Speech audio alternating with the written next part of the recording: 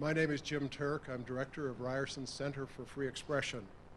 On behalf of the Center for Free Expression and Ryerson University, I want to welcome you to today's press conference. Of all the rights that are part of free expression, none is more important than freedom of the press. That in turn depends on the courage and determination of journalists to do their jobs, often in very difficult situations. No such journalist is better known in Canada today than Mohamed Fahmy, whom we welcome back to our country today. Throughout his ordeal, Mohamed was actively supported by many organizations, and one of the principal ones was the Canadian Journalists for Free Expression. I'd like to recognize and give the microphone to CJFE's Executive Director, Tom Hennifer.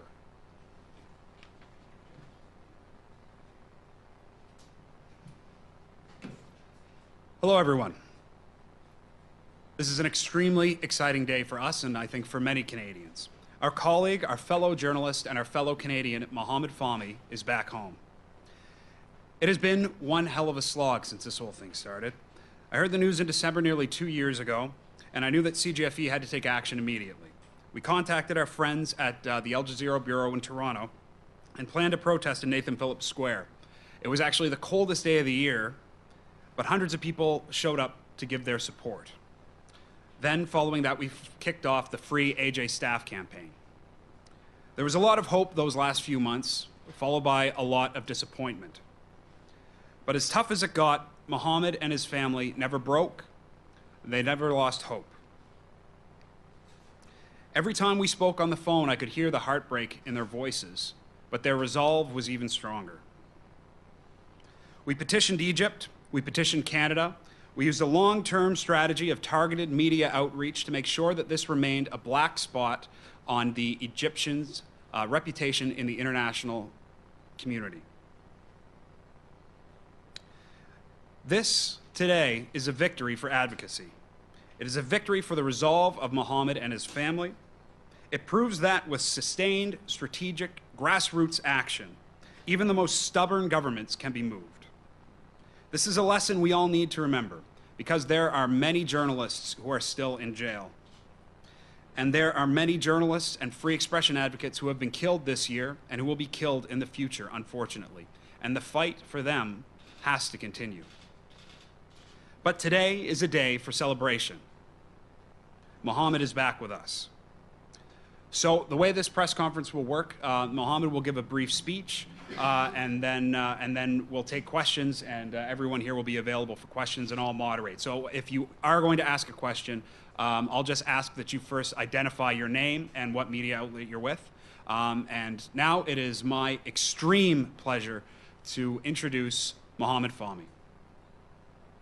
Thank you.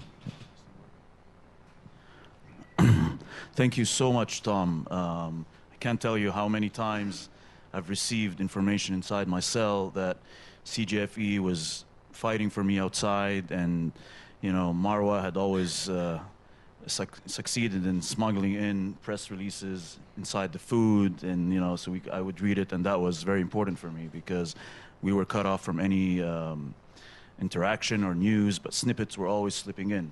So I really appreciate it, and thank you again. I just want to say that I am here today because of you guys. Thank you so much. Me and my wife and my family are very grateful to everyone in Canada who fought for this stranger that you've never met before. And, you know, it's perfect. And it wasn't planned that we arrived to Canada on Thanksgiving. And it could not have been better, the feeling me and my wife had just walking down the street yesterday in Toronto, and seeing it from her eyes was something that I've always dreamt about in the cell, and showing off the humanity and the respect for the press that we have here and the kind Canadian people. And yesterday she accepted that I was right, and because we're always arguing who's right and who's not throughout this whole ordeal. And I'd like to introduce my lawyers, Mr. Gary Caroline and Joanna Gislason. They've been great support. They've traveled to Egypt to support me as well, and they've been in contact with Ottawa throughout this whole ordeal. And of course, my wife, Marwa. And I'm really, really happy to be in Canada, and I intend to stay here for a couple of days, then go to Vancouver. There's so many thank yous that I have to go and explain, and just I'm very happy that every single person that tweeted and signed the petitions, and all the organizations out there that asked Prime Minister Harper to intervene and put all his clout behind me. I want to thank Human Rights Watch, Amnesty International. I met them in London to express my gratitude. CGFE, of course, and the 300 prominent Canadians. And I've read every name on that list who, wanted me to be out of prison and back in Canada. I thank them all for this support.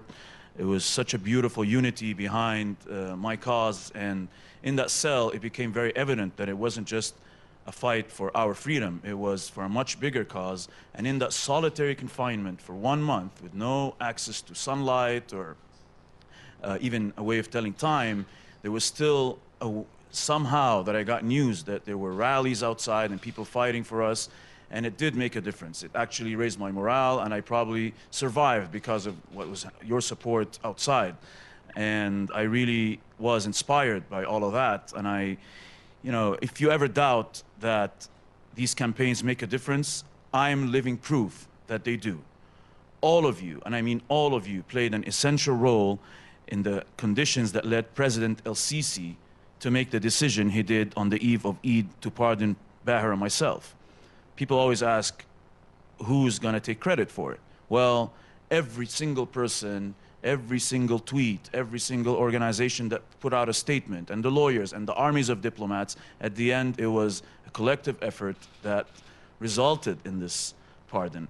But it's very, very important for me, and I've spoken about it in Egypt, and I speak about it again today, that my colleagues be pardoned. As bureau chief of the office, I face the same accusations and charges and so-called evidence. And I do believe that Peter Greste, my colleague, should be pardoned, Dominic Kane, Sue Turton, Rena Netjes, Mohamed Fahmy, Alaba Yumi, and Anas Mohammed.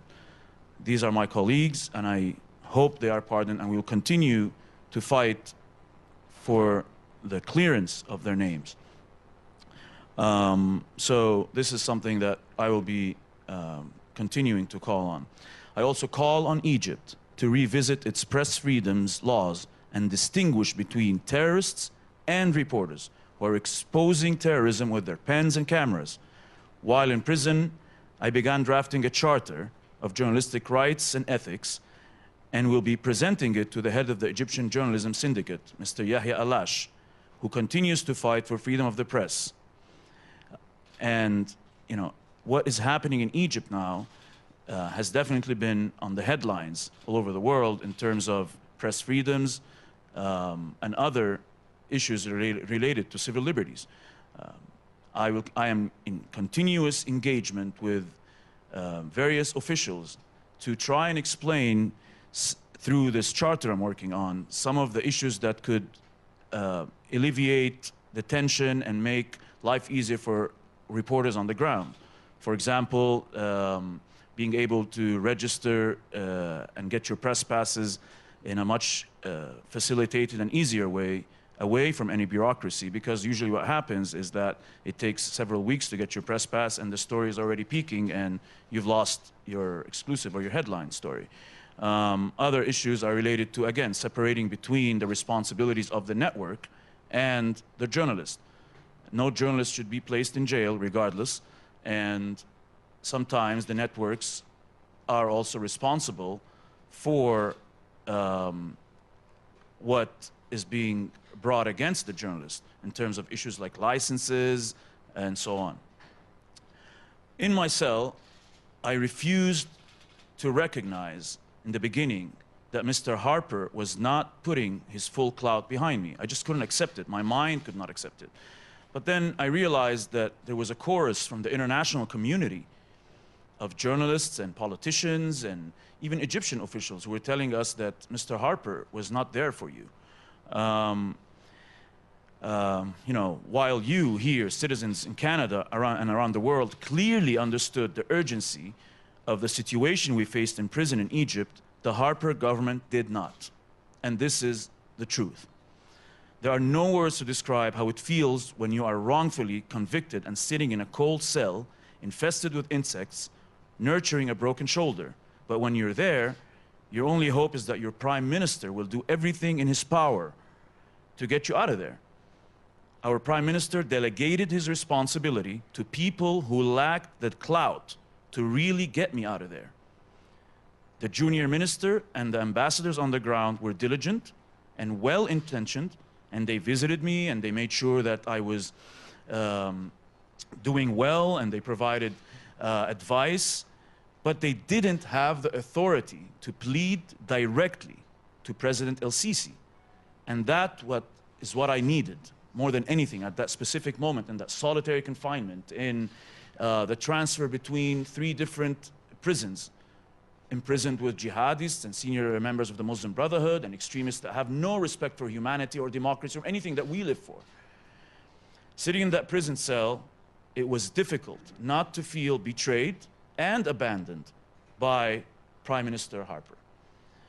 Today, I want to start a conversation in Canada about how we as Canadians want our government to react when one of our citizens are wrongfully detained in a foreign jurisdiction. I will just state very briefly what I would like to speak about in Ottawa with whoever wins the next elections. These are very important points. For example, we need to have a leader-to-leader communication from the highest levels, Prime Minister to the President of Egypt, for example, immediately when the arrest happens, because the best time for intervention, and if there's any chance of being deported or extracted, is between the time you're arrested and you're being questioned until the case goes to court. Now, that could be 1 week, it could be a 2-week window, and that is the most urgent time for the most senior intervention, especially that it could happen tomorrow to any innocent Canadian, be it a doctor or a businessman who could be caught up in the political turmoil in the Middle East. So this is something very important, and even if the person is not extracted, it could mean that he gets better treatment in prison, a bed or treatment to his shoulder, or a prison that is much more relaxed than the Scorpion prison where I stayed, and it was a maximum security prison. So that's an important point I hope to bring. I also think that you want to know that your government is fully behind you. My family and my lawyers, including my friends and lawyers here, received great support from Mr. Mulcair, Mr. Dewar, Mr. Justin Trudeau, Mr. Marc Garneau. They were in contact with us over the phone. They were speaking to my families. They were engaging with the lawyers. And they were questioning our Prime Minister in Parliament. On the other hand, Mr. Harper's government refused the request to speak to my international lawyer, Ms. Amal Clooney, and my Canadian lawyers, and myself.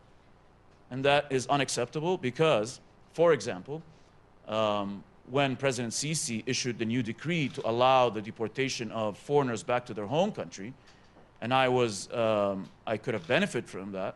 It was a new law, and it was uncharted waters, and Amal offered to speak to Ottawa and even to come to Ottawa to explain the details of this law, especially that everybody was so unclear. The Australians weren't sure what this law was about, but they refused to meet her. So that's just an example.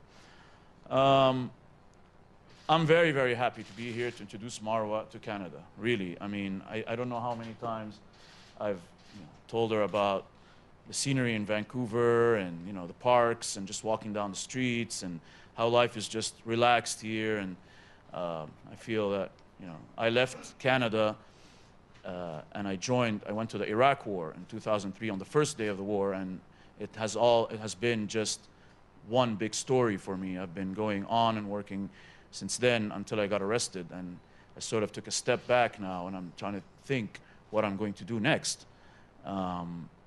And the reason I came to Canada from the first place was that, like many immigrants that came to Canada looking for a democratic society and a society that respects free speech and respects human rights, we came here and I studied here and I valued the values of the Constitution and what Canadians are all about, and it became part of me as a being. And I think it really helped me in my reporting when I went back to the Middle East, because I had my feet grounded in both sides of the world, and it really helped me maneuver and work throughout my coverage of the different conflict zones and the very intense scene in the Middle East. So I'm very grateful that I have this privilege. And I'm back here again today, and I'm very excited to engage in what is happening on the ground in Canada, and I'm excited that I'm here during the elections because it seems that it's getting really close. And I've asked my family to bring me reading materials, and I've been reading about C-51 and C-24, and I know the petition you guys started, and I've been following a lot of what's going on the ground. I'm very, very happy to take part in all of this. I'm excited about it, and just be here for this true democratic atmosphere, especially that when I went to Egypt in 2011, I was there on January 25, the first day of the revolution, and I was working for CNN, and a lot of people came back to Egypt hoping that this would be a new democratic movement and that we would have true civil liberties. And throughout the 3 years, we worked hard for that. And I guess my imprisonment was symbolic that this was a mirage, basically. And so I hope things are happening for us here in Canada. So I'm very excited about this new Fahmy Foundation that I've registered while I was in prison. And you're looking at the board members here. We're very passionate about it, the four of us, because Marwa has become a lawyer and a media personality now, and she knows how to maneuver and speak to officials better than me at sometimes, Egyptian officials. And we have so much we want to do to give back, and because I do believe that what the media did for us is part of the reason why I'm here today. Our foundation provides advocacy, financial support to those wrongfully imprisoned for their reporting the news and expressing their views. I just want to briefly speak about the people I am backing up here and supporting, because I've engaged with their families and lawyers, and I feel very, very strongly about their case. Mahmoud Shawkan in Egypt, he's a young professional photojournalist. He's been inside for 2 years. He's finally being put on trial in mid-December. His health is deteriorating. He's just spent his 3rd birthday in prison, and he was just caught taking a photograph. And there's no reason to have him in prison. And his parents are devastated. His lawyer doesn't understand why he's even going on trial. And I call on the Egyptian president, Sisi, to release Shawkan, because just the way I was pardoned, and it was well received across the world, and it was a sort of a spirit of reconciliation. There are many more that are inside Egyptian prisons that are innocent, who have been caught during this security sweep after a very intense period in Egypt's history. Again, I call on you, Mr. President, to release Mahmoud Shawkan. He's not a Muslim Brotherhood, he's a liberal man, and he has never engaged in any crime.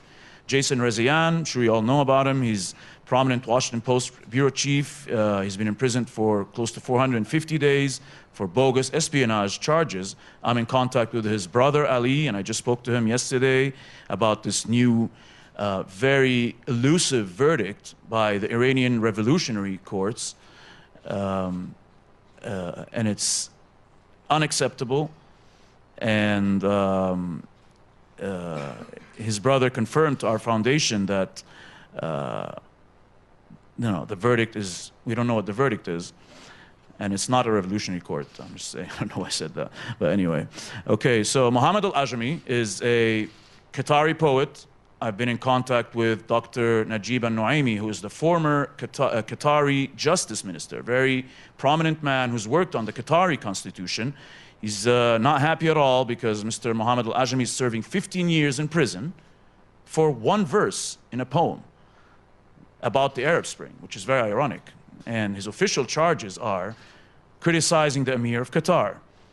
I'm in contact with some of his family members, and Mr. Ajami has posted a recent audio message on our website, calling on the Qatari government to release him.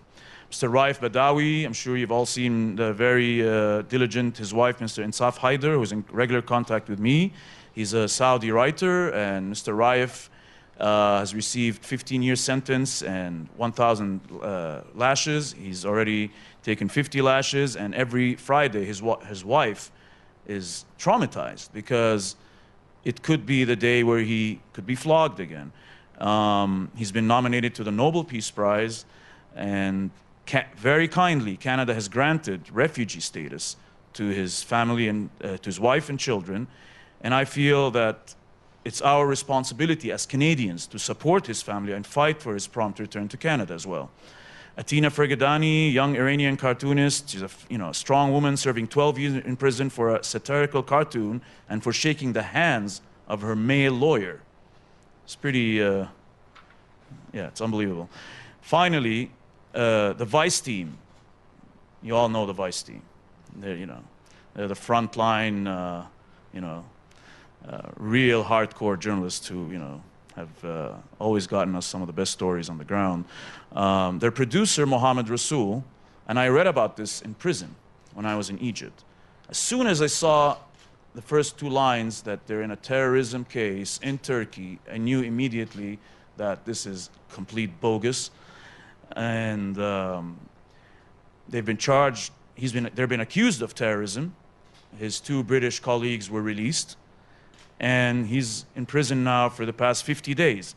His case really resonates with mine, because just what I was saying, that intervention needs to happen immediately before the referral to court. Well, this is the best example, because he has not been referred to court. And I call on the international community to intervene in the case of Mohamed Rasool, the young journalist that is still in Turkey's prison, so that hopefully we can get him out. And the last person that I will speak about is Mr. Wubshit Tai. He's an Ethiopian journalist who's serving 14 years, again, for terrorism charges. You could see the pattern here, right? And it's, CNN has given him an award for his work, and, he's been really suffering in prison, and his wife can't see him easily because they moved him to a very far prison. And our foundation today is pledging $3,000 to Mr. Wubshit's family. It's a donation to help them in the legal fees or in expenses related to sustaining him. And this donation, again, I was inspired by all this because there are several organizations that donated to me when I was in prison. The Kaliti Foundation in Sweden, they were journalists, Martin and Jesse, they were detained for terrorism charges in Ethiopia. So they donated to me money for my legal fees, and now they've inspired me. So, and of course, MLDI, Media Legal Defense Initiative in London, and I passed by Mr. Peter Norlander in London to say hello. Our team will be in regular contact with the families and the lawyers of the people we are fighting for, and we will continue to campaign for their release, because I honestly believe that raising awareness is very, very important for any prisoner. And we know so far there's almost 220 journalists behind bars. This year so far there's almost 70 journalists that have been killed. And it's unacceptable. Of course, there's an unprecedented wave of terrorism, but that doesn't mean that the so-called war on terror will be used to clamp down on our civil liberties. The other thing that will be occupying my time in Canada will be the lawsuit I raised against Al Jazeera. People ask me what I have to gain by suing a massive news network. The answer is very simple. If we believe in a free press, if we believe that true democracy depends on the integrity of objective and unbiased journalism, we need to defend it. There's no doubt that Egypt has passed draconian laws that seek to restrict the freedom of the press. We must fight against such laws wherever they are. No government should be permitted to restrict press freedom to serve its own political agenda. However, should a news network be permitted to manipulate the news and its own employees to serve its political agenda? No. No news network should be permitted to compromise journalistic ethics or the safety of its journalists. When a network betrays journalists and journalism in this way, as Al Jazeera did, we journalists and citizens who believe in the importance of a free press must hold them accountable as well. That is what my lawsuit is about, and there can be no doubt that Al Jazeera endangered me and my team on the ground. One of the charges against us was operating without a broadcast license. The securing of licenses, of course, is the network's responsibility. It wasn't until during the retrial in the cage that me and Baher learned that the network's broadcast license was revoked before I even started the job. I had asked the network if their license were in place, and they told me they were. And I continued to ask them throughout my 4 months as bureau chief. Al Jazeera also commenced a lawsuit against Egypt a month before the verdict in my criminal trial. Their own lawyer, longtime lawyer of Al Jazeera, was so certain that this decision by the network was devastating to our case that he withdrew as counsel and told the judge that he had warned the channel against doing this while my criminal trial was ongoing. I also wrote them from prison, telling them this is not a good idea. You know, it's not the time. And I do believe this lawsuit that Al Jazeera raised against Egypt, calling for $150 million in compensation, because they revoked their broadcast license, really endangered us, and it's one example of the political score settling between Egypt and Qatar, the owner of Al Jazeera, and I refuse to be caught in the middle, and that is why I opened a new front while I was in prison and hired my lawyers while I was in prison and started researching and speaking to people in prison. And after I was released, I got all the official documents and read documents and interrogations by people who were accused of working with Al Jazeera that I never met, that were in prison in other cases as well. One last example before I give you the floor. Another issue that really bothered me was that the network dubbed our English reports into Arabic and rebroadcast them without my consent on the illegal Arabic network dedicated to the 24-hour coverage of Egypt. The Arabic network had been shut down by court that labeled them as a national security threat and a mouthpiece of the Muslim Brotherhood. These mistakes that Al Jazeera committed definitely do not entail the sort of terrorism frame that we have been placed in. And I've spoken to the judge in speeches in court many times, and I've outlined very clearly the mistakes of the prosecution, the foggy prosecution, and all the unacceptable so-called evidence that was brought against us. But just some of what I mentioned right now contributed immensely to our already complicated situation, and it made it really hard for me and my lawyers in court to present the sort of defense we wanted to present. And I've written to Al Jazeera, and so have my lawyers, constructively while I was in prison. I asked them to take responsibility in court for some of the mistakes that they have done, which could have made our situation much easier. I'm thankful to all of you and intend to devote my time to my foundation in Vancouver to protect imprisoned journalists, and on the lawsuit to make sure my colleagues on the field remain safe. Thank you very, very much, and for giving me this chance, and very excited to be here and start a new page. Thank you.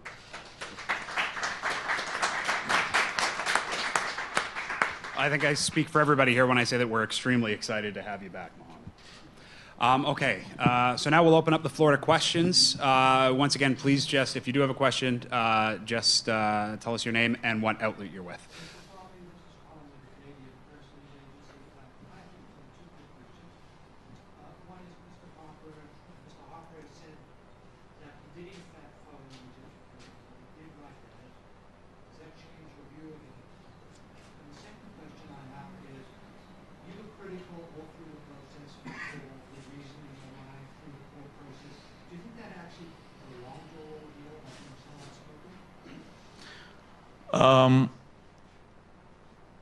I'm very thankful if Mr. Harper indeed responded to the Harper Call Egypt campaign that was initiated by my friends here in Canada. And I do understand that Canada escalated their approach after the constructive critique we launched after my colleague was deported and I was left behind. But I would sure hope that Mr. Harper's government would be more transparent in the future when they do make that phone call. Because the Australian Prime Minister, as far as I understand, called President Sisi right from the get-go several times, calling for Peter's release, and then he called him to thank him after he was released and told him to release Fahmy and Baher, my colleague. So this case should be a lesson to many governments about, again, intervention from the highest levels immediately as soon as it happens. And I believe that Canada has never been on the Middle Eastern headlines the way it was with this case. And unfortunately, those headlines were very negative because the critique was coming from everywhere, not just from me. And it was very evident that Canada's stance was very mild. And I was probably the last one to join the chorus because in prison, you know, you want as many friends as you can get. And I didn't want to aggravate Ottawa, and I was tiptoeing around the whole situation. But indeed, every tweet, every headline in Canada's newspapers was being translated into the Egyptian press and in the Middle Eastern press. And it didn't look good because, and again, I really do believe that we as Canadians need to make sure that when we get in trouble abroad, we have a government that supports us 100%, not just with cosmetic rhetoric that has also been very questionable. The United States, for example, when we were sentenced, and they have no defendants in the case, they said it was a draconian, Mr. John Kerry said it was a draconian sentence, while Canada, as far as I recall, said it was very disappointing. You know. So that's just an example.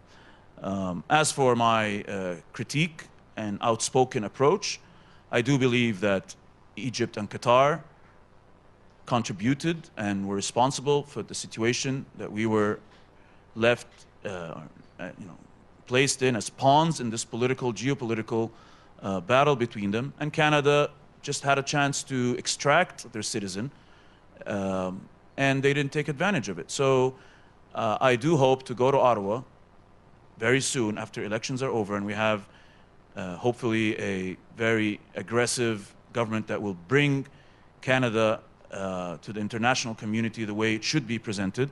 And I hope that I can just provide some constructive suggestions and ideas that could be implemented.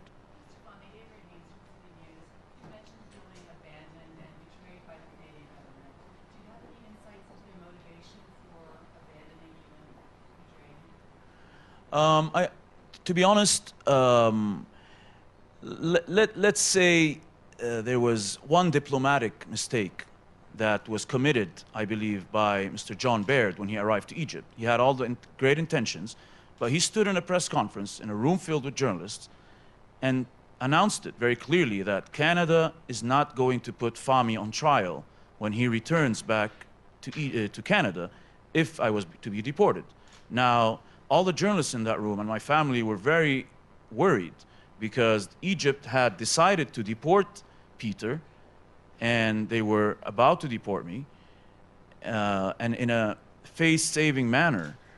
And the deportation decree stated at the time that Canada or Australia would put this prisoner on trial or that he would have to continue his sentence back home. So by saying that, he immediately endangered my chances of being deported, and I believe that was a diplomatic error that should not have happened from the first place. He did not have to comment on my deportation or what Canada would do, the same way the Australians remained silent and got their citizen out. Do you believe it was just diplomatic errors, and there was a greater motivation for not coming to your aid?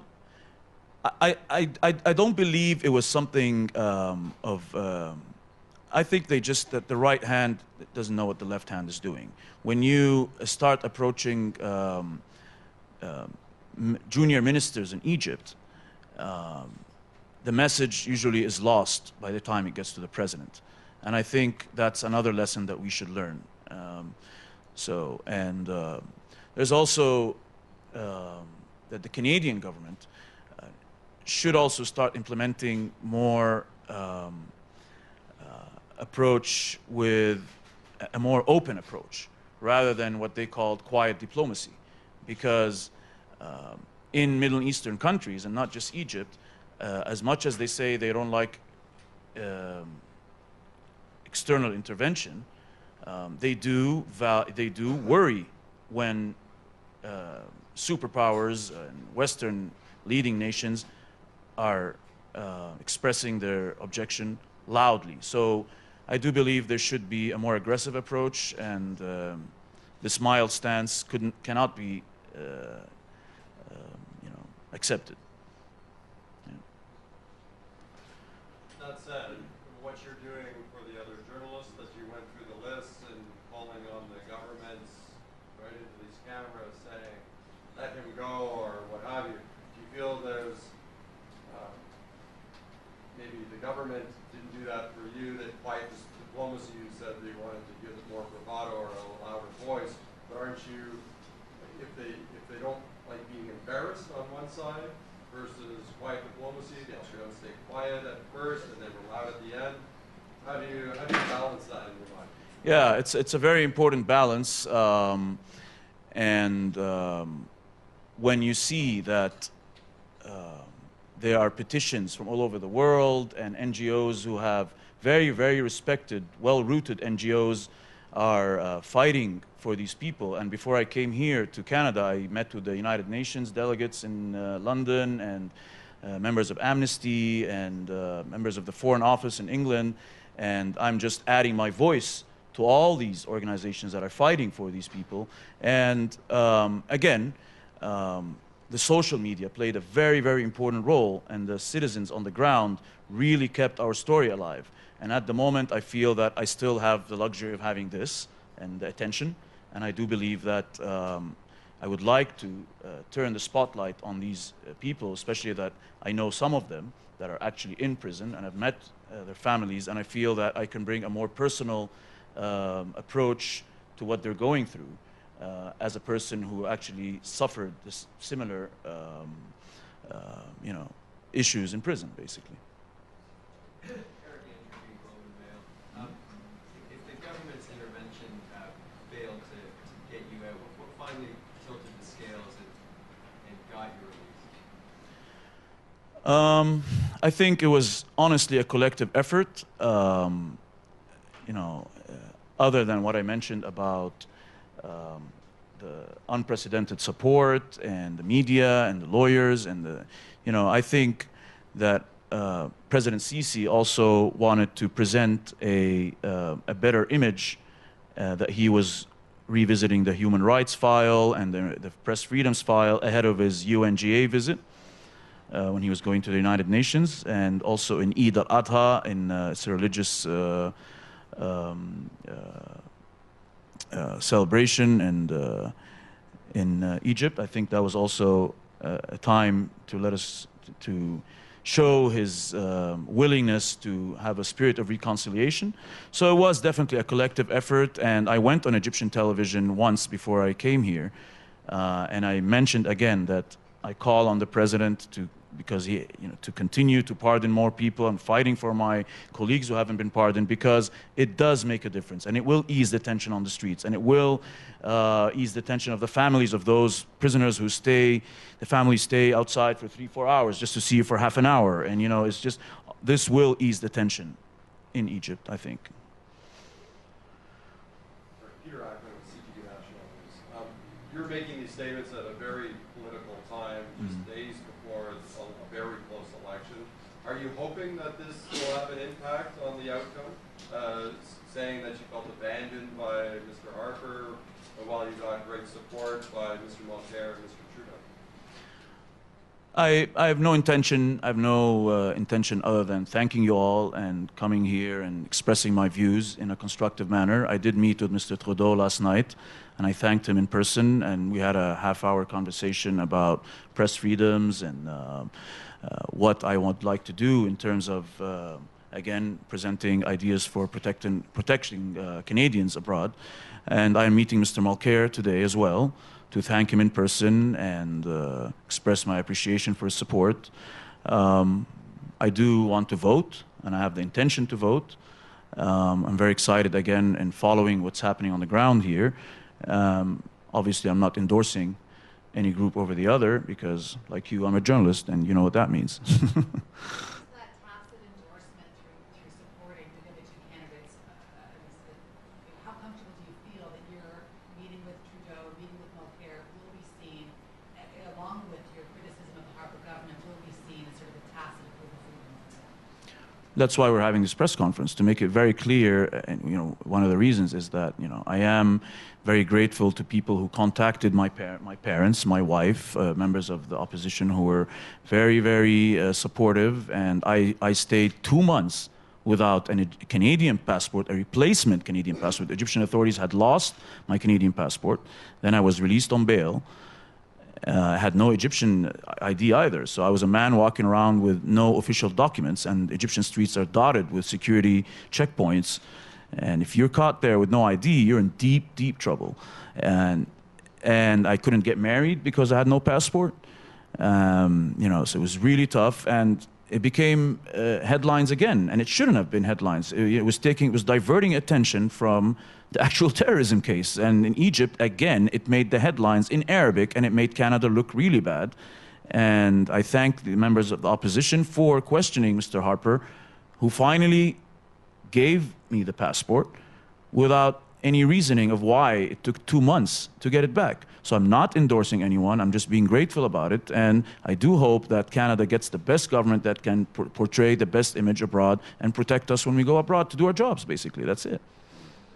Oh. Boxed itself in with its consistent anti-terrorist stand. In fact, is Roger Longi even convicted of a terrorism offense? Do you think by being so anti-terrorism in his rhetoric, that was a reason they felt unable to help you? I don't think that's a reason why they had a mild stance. I mean, as I mentioned, it is a very challenging time all over the world with this wave of terrorism, and I've spent time in prison with just jihadists and ISIS fighters and people who we spend the rest of our lives as journalists trying to get so close to. And I've spent the whole year, almost a year, with them, understanding where they come from. And I was there when Charlie Hebdo was happening, and I was there when Stephen Sotloff and James Foley, our friends, were killed, and they were celebrating their death, and they were celebrating what's happening in Charlie Hebdo. And I realized that by clamping on our civil liberties, we're giving them that victory. They are celebrating our, the way we are being treated here. So we cannot let these laws like C-51 endanger our civil liberties and give them that victory. However, yes, we do need to find ways of fighting terrorism. But I don't think the stance was related to my case. It was very obvious that the whole world was supporting us, and it was very obvious that I'm a journalist and I'm no person that engaged in terrorism, and all you have to do is just Google me. I mean, that's it. And there's a question over here. Yes, sir. Two-part question. First, do you have any plans to meet any representatives of the Conservative Party between now and Election Day, which is Monday? And secondly, you obviously have a storyteller's vocation. When the dust settles and you've had a chance to reconcile and marinate over all of this that's happened to you, do you have any drive to go back to the Middle East to report on the ground? Well, the Conservative government didn't want to speak to me and my lawyers when I needed them the most. If they're in the mood to say hello, you know where I am. I mean, very open to meeting anyone that would like to support me or would work with me to help me in my battle for freedom of the press. And again, this was something I discussed with Trudeau, and I will discuss it with Mulcair today, what we can do to improve protection of journalists, and that could be anything from revisiting legislation to protect us from prosecution. And as for going back to the Middle East, oh, for sure, I will definitely take a good, sorry. Yeah, I mean, of course, I want to go back and report. This is what I do, and I'm a frontline reporter. I get really bored in the studio, so I will be out there again. And I always, prison has taught me to take a step back and stop being the selfish journalist that always wants to be on the front line before anyone else and fighting for that exclusive and byline. I think I'm going to take a break from that here in Canada and just relax. But definitely, I do want to go back for sure. There's no two ways about it. You hand the microphone to your wife, please. Oh, yeah, sure. Hello. Welcome. You've heard all of this. What do you think? What are your plans going forward? We know his plans now for you and for both of you. Can you talk a little bit about that? I'm so happy that I'm in Canada. It's an amazing country, and all what I'm looking for right now just to start having a normal life, because the last couple of years were so tough and dramatic on me and on Mohamed. So all what I'm looking for is just to have a normal life, and then maybe think of what's next. But I just want to live with Mohamed happily and feel safe. That's all. Thank you. Were there any other questions? Okay, then I think we'll wrap this up. And for the people who have requested an interview ahead of time, Mohamed will be doing them in this back room there, so you can just wait around while we're getting that, and see Rignum, the guy right here, who will be handling all of the press availability today. Thank you, everyone, very much for coming. This is a great event, obviously a big cause for celebration for everyone in Canada and especially in the journalistic community. So thank you once again.